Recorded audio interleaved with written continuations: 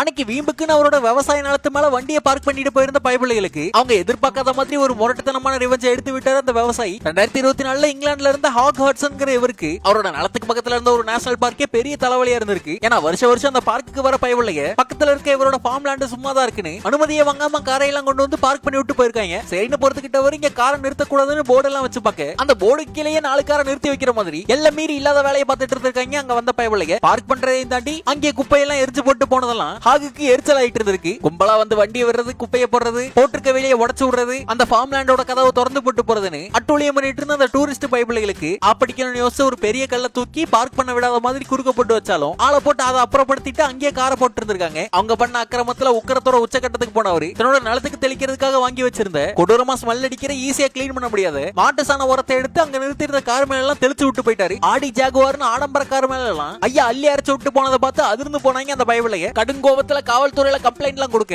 அத்துமீறி உள்ள நுழைஞ்சிட்டு கம்ப்ளைண்ட் கொடுக்குறீங்கன்னு அது அவங்களுக்கே ரிவீட் ஆயிருச்சு.